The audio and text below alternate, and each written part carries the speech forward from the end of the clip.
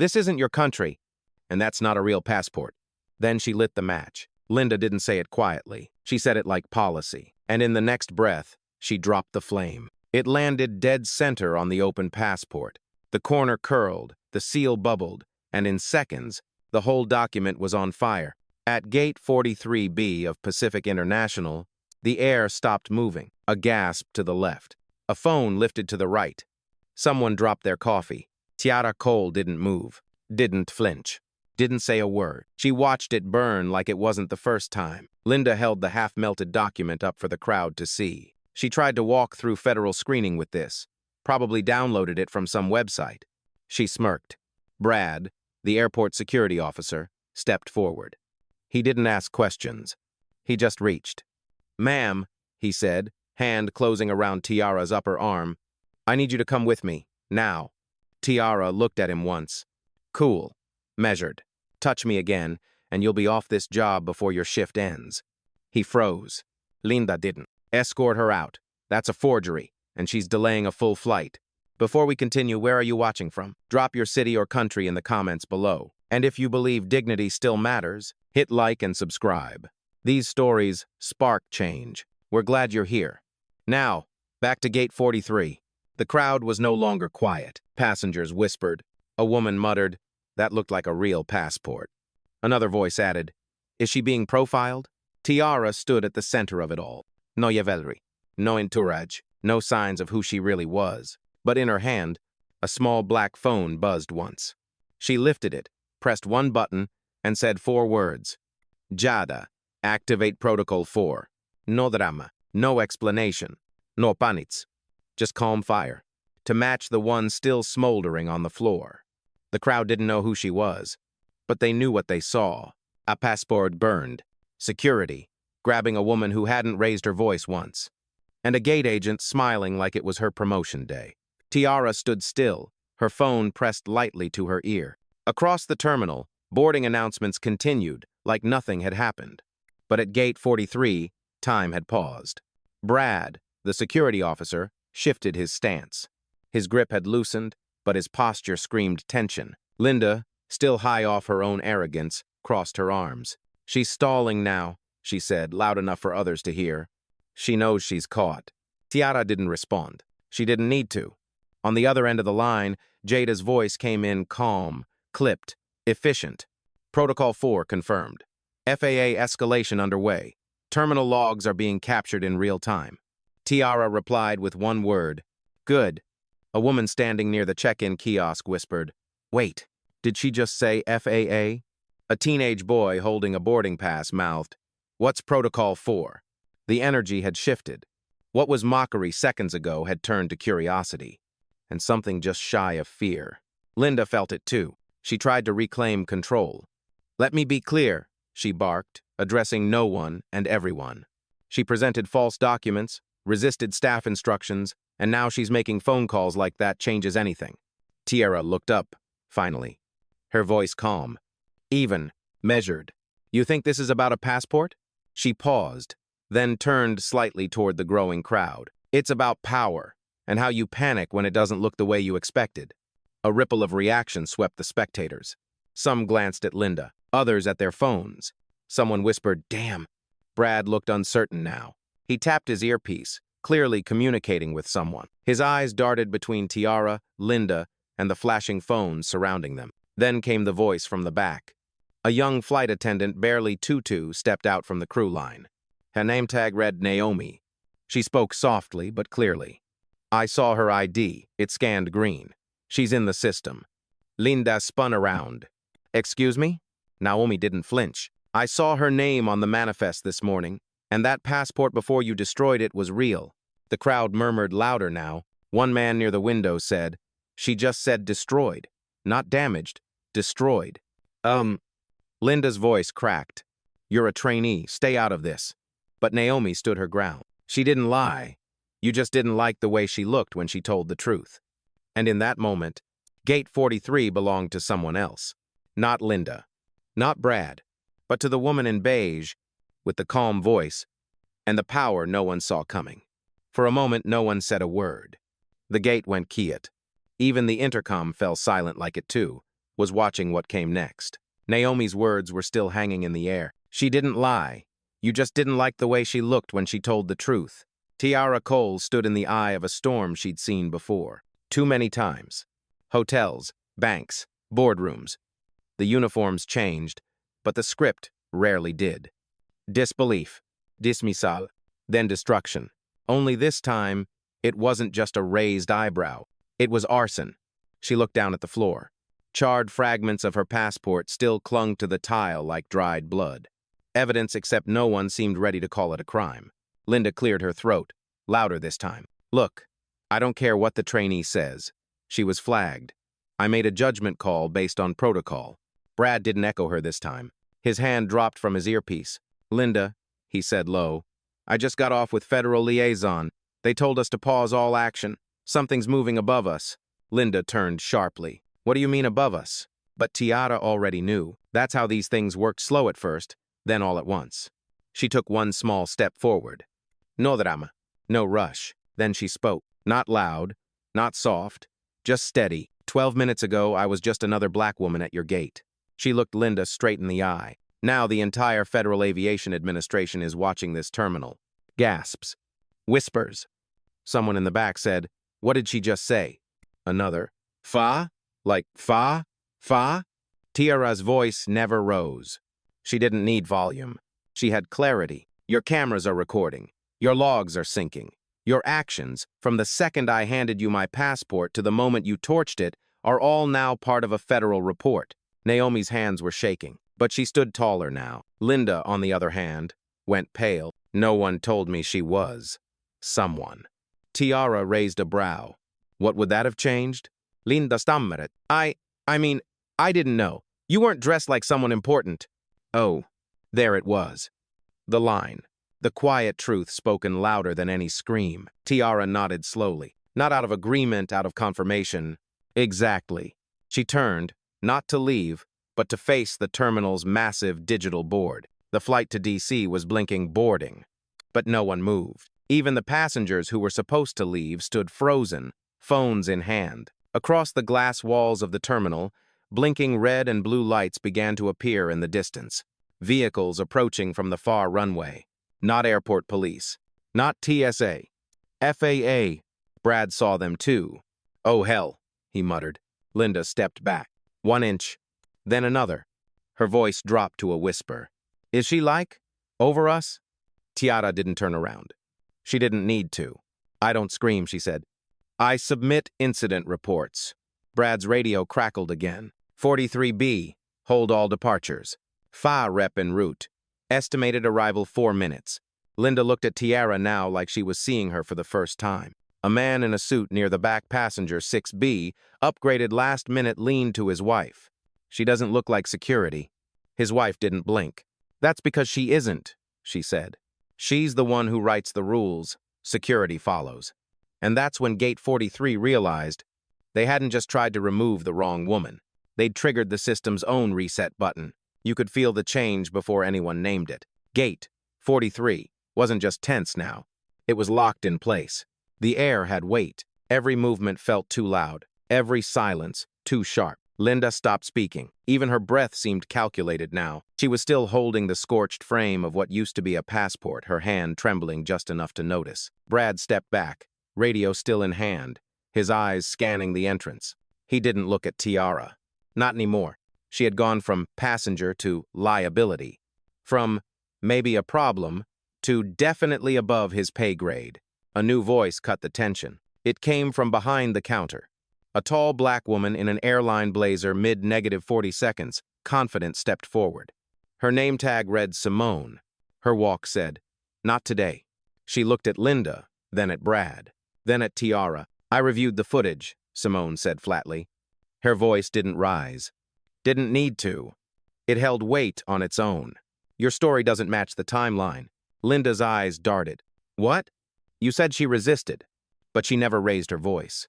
You said the ID was fake, but it cleared our system twice.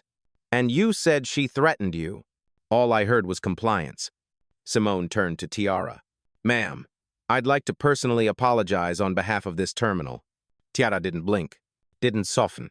Instead, she asked one question. Have the logs been backed up to the FAA server? Simone nodded once. They were 10 minutes ago. Tiara finally exhaled.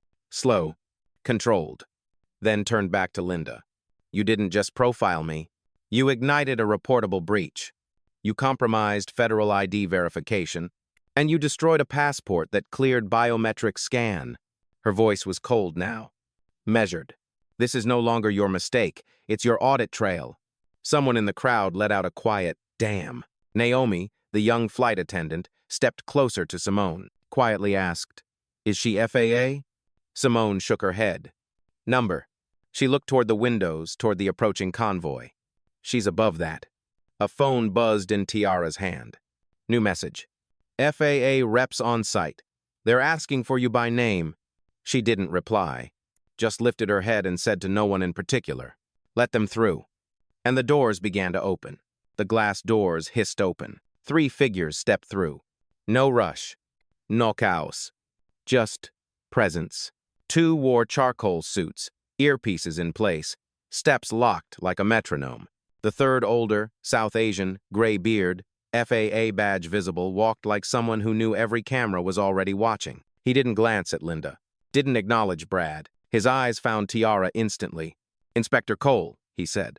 "Protocol 4 was received and validated. We're prepared to execute the suspension order. All gates under review." You could hear someone whisper, "Wait." "Inspector?" Tiara nodded once, calm as ever. "I want Terminal 4's full access logs from the last 2 hours isolated. Gate 43B gets priority, and have legal scrub the footage before it hits the press." "Yes, ma'am," the agent replied. Linda's knees almost buckled. She reached for the counter. A tiny, desperate voice leaked out. "I didn't know. I didn't realize who she was." Tiara finally turned to her. Eyes sharp, voice quiet enough to sting. "You didn't have to know who I was. You just had to know who you were." The FAA agent raised his tablet, scanned Tiara's phone, confirmed credentials. "Badge confirmed. Jurisdiction cleared. You're in command." And just like that, she wasn't the woman being dragged out. She was the woman shutting it down. Simone from the airline staff stepped back, giving Tiara space.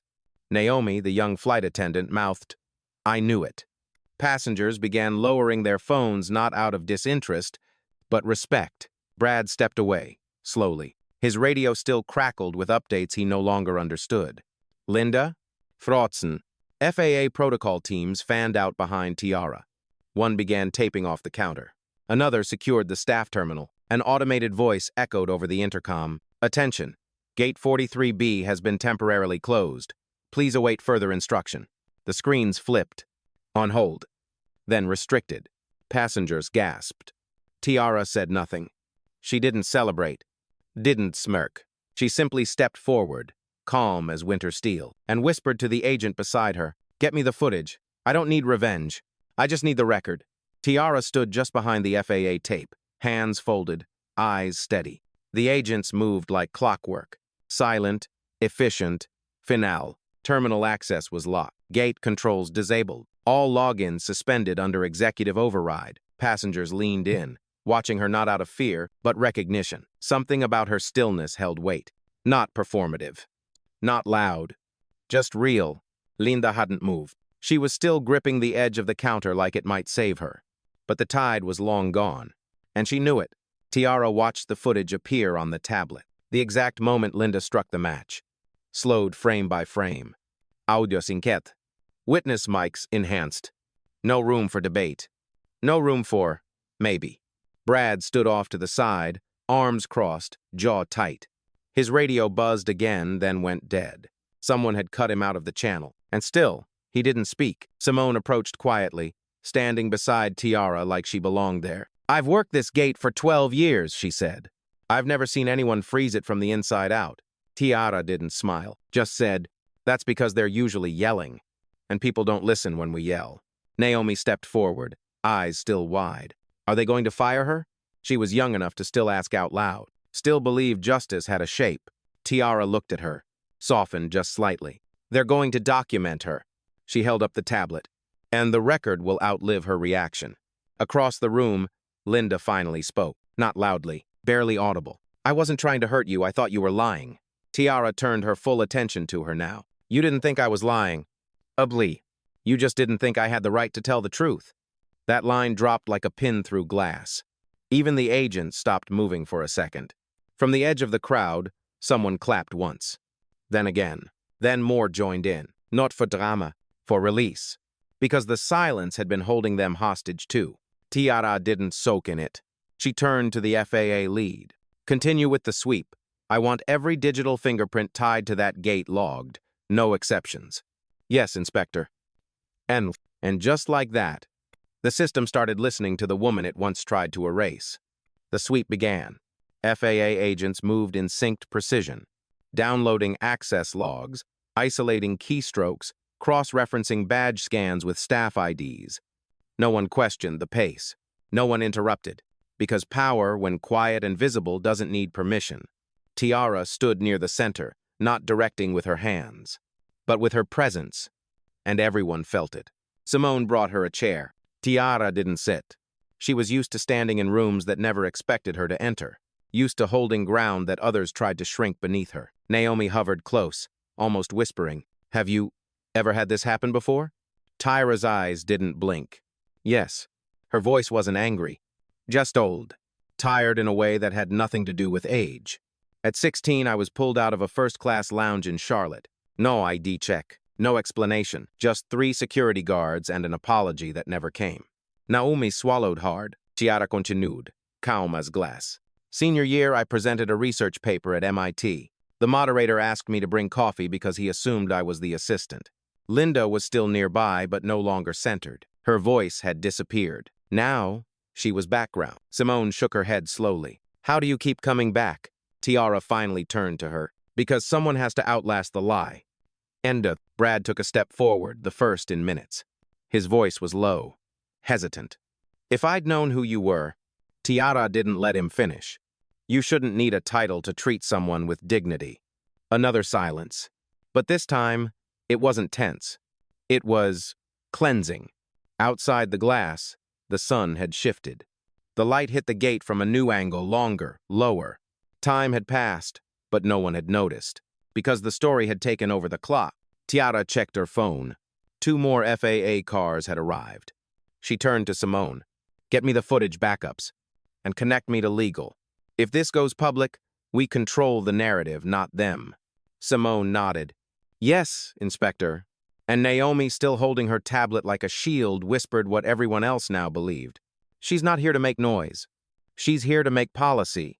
Tiara scrolled through the FAA briefing on her phone, screen light reflecting off the glass walls behind her. Passenger testimonies, gate agent logs, preliminary footage timestamps. Every line of data told a story. And this time, she'd make sure it was told right. Simone handed her a secured USB. Encrypted footage. Copy goes to internal review, per protocol. Tiara took it, nodding.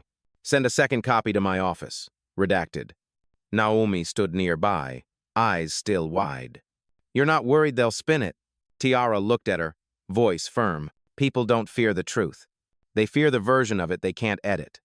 Oh, what? Linda was seated now, FAA agents on either side, not in cuffs, but in stillness. She wasn't crying, not shouting, just unraveling. One agent asked her to verify her gate clearance for the past 6 months. She fumbled. Another asked if she had burned the passport under direct threat. She said no, and the file grew thicker. Brad stood further back, phone lowered, no longer in contact with anyone, just watching, still learning. Simone leaned in toward Tiara. I've worked under 3 directors, 2 FAA inspectors, and 1 Homeland liaison, but I've never seen an airport stand still like this. Tiara didn't miss a beat. That's because it usually takes noise to freeze a system. I used silence. Across the terminal, a man in a suit checked his watch and quietly canceled his meeting. A mother pulled her child close, whispering something about grace under pressure. The ripple was everywhere now, and it wasn't panic. It was clarity. Tiara turned toward Naomi. What they did to me, it's not rare. What I get to do about it, that's rare. So we record everything. We write it down. We make sure this doesn't disappear like every other quiet injustice. Naomi nodded, absorbing every word like gospel, like blueprint. The terminal lights flickered, switching into evening mode. A voice came over the speaker. All flights at Gate 43B are officially rerouted. Passengers will be assisted shortly. Simone turned back, surprised. Wait, they closed the entire gate? Tiara exhaled, slow and deliberate. I didn't close the gate. I held up a mirror. They chose to shut it down. Gate 43B went dark. The monitors switched to black. No boarding times. No destinations. Just a silence that said, "We failed here."